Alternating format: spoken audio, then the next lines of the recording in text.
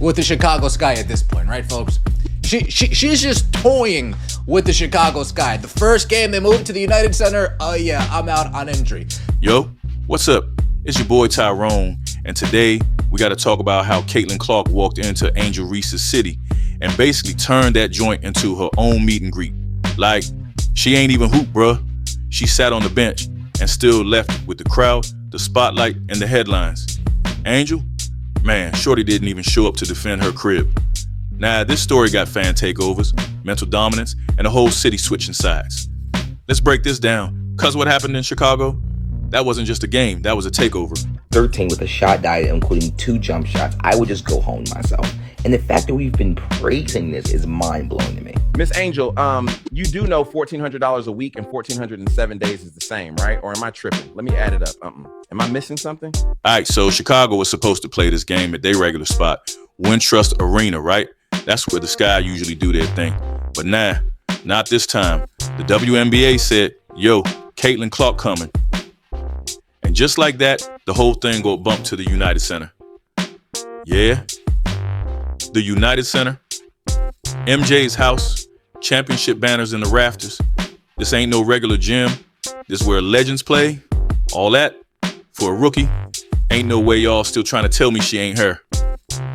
And let's be clear, they ain't moved that game for Angel Reese. They ain't upgrade the stadium for no Barbie night. They did that strictly because Caitlin Clark was pulling up.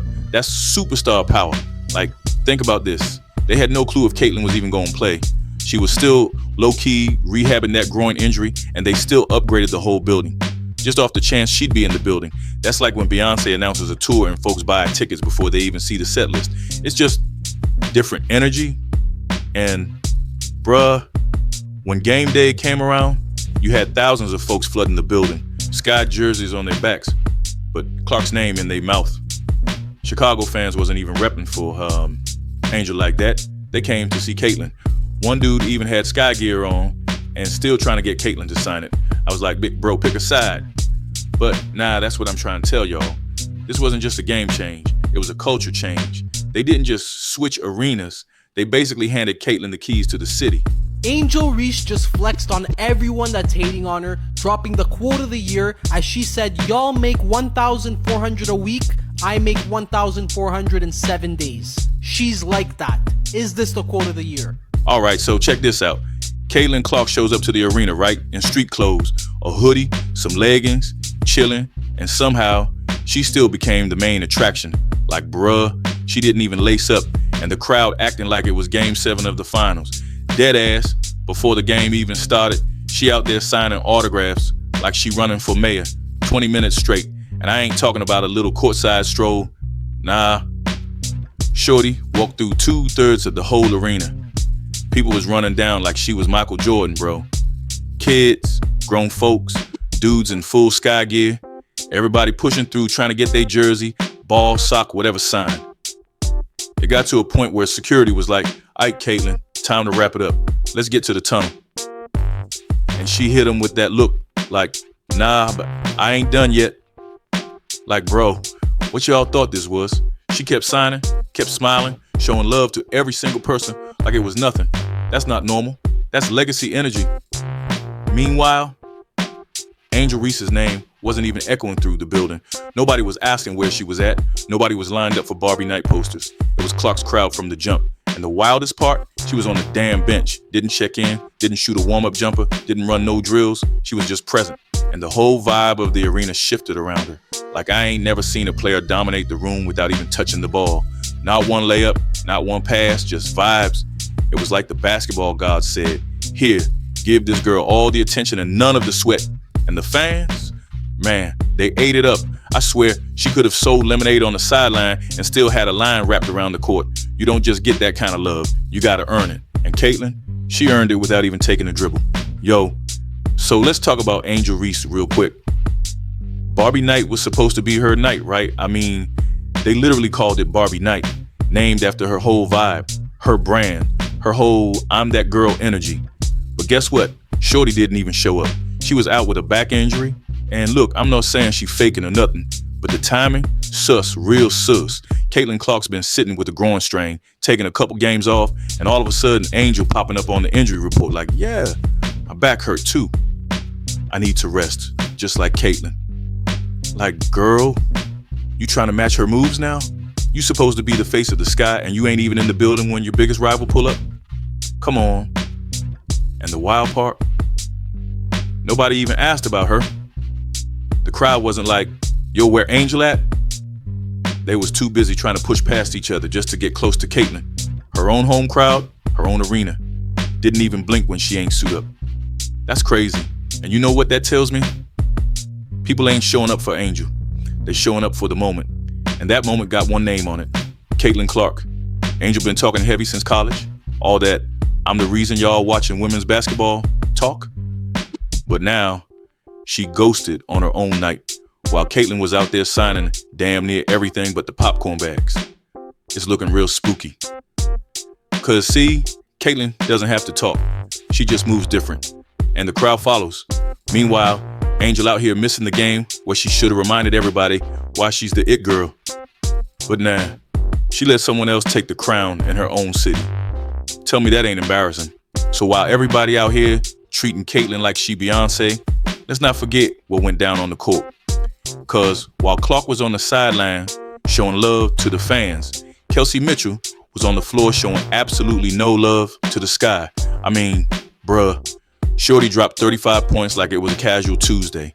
She was out there treating the sky defense like practice cones, pulling up from deep, crossing folks out their shoes, drilling 7 threes. Like, bro, the game wasn't even close, and she the reason why. Kelsey was cooking so bad, I low-key felt bad for Chicago. Like somebody, grandma in the 8th row, was probably like, baby, just let her score and get it over with. But nah, she wasn't done. That 35 piece, that was her 100th career 20-point game, 9th 30-point outing, 200th career steal. She really out here racking up milestones like it's nothing. And the Fever, they ain't skip a beat without Caitlin on the floor. Matter of fact, they looking even deeper now. Like, this team, not just the Caitlin show, they really got weapons. Aaliyah Boston, out there eating too, pulled up with a double-double, 14 points, 11 boards, 6 dimes. Like, that's quiet domination. Even Michaela Onyenware came off the bench dropping 14. Aria McDonald added 10 like it was light work. Bruh, Indiana got pieces. Meanwhile, what the Sky got? Angel Reese, gone. Haley Van Lith, gone. Mariah Jefferson, also out. The whole squad looking like a ghost crew, and the ones who did play, they shot like 32% from the field, 20% from 3. Gave up 23 turnovers that led to 31 points. Brother, that ain't even a loss. That's a whooping. And the fact that Angel wasn't even there to try and slow that down, or at least show her face, that just made it worse. Because not only did Caitlin dominate off the court, her team came in and handled business on the court too. So now Angel got hit from both sides. The fans ain't cheering for her, and the game wasn't even competitive. You ever seen someone get humbled without even being there? Yeah, that was Angel. All right, so let's really talk about this so-called rivalry. Because I keep hearing folks say Caitlin Clark versus Angel Reese is the next great rivalry in women's basketball.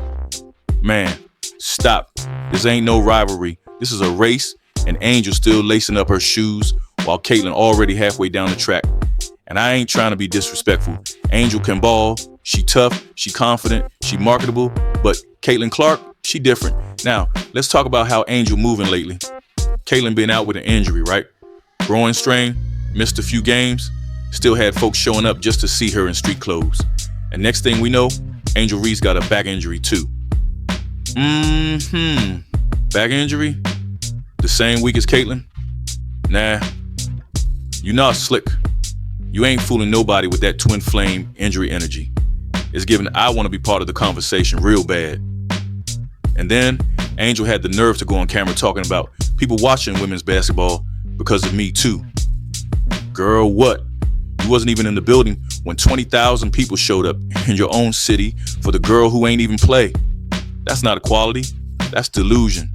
Caitlin out here signing Sky merch while Angel hiding in the shadows like a villain origin story.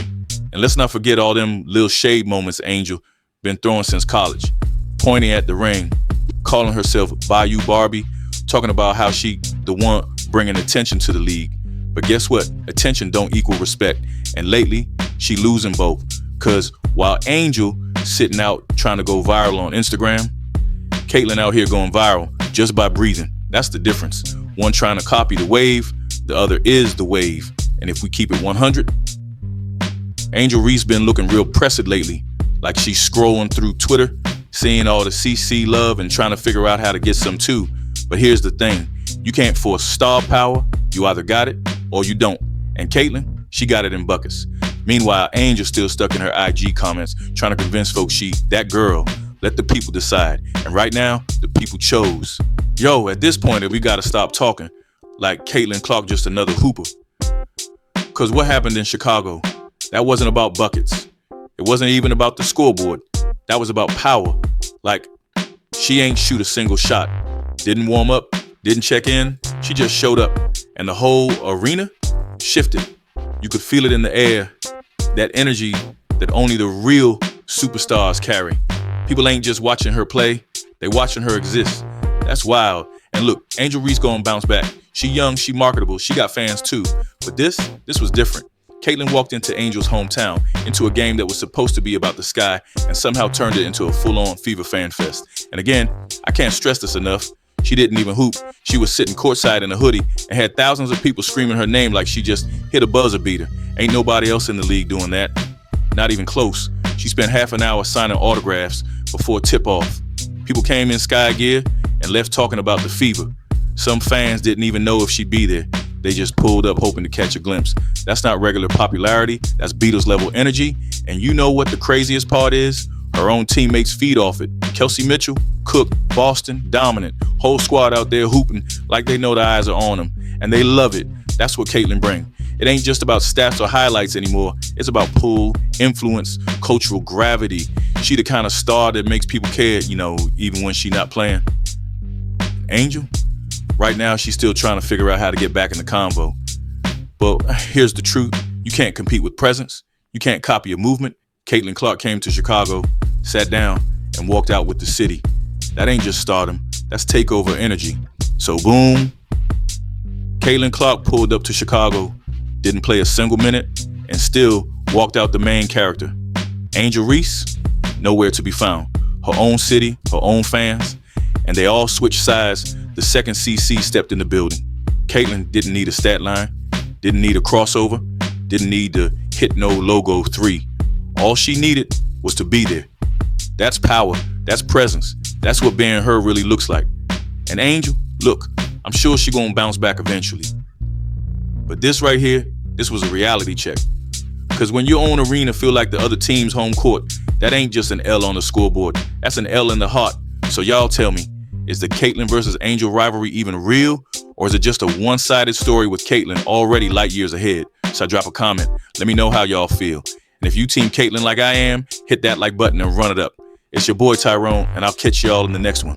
Stay solid, stay sharp, and somebody please check on Angel. She might still be trying to figure out what just happened. Peace.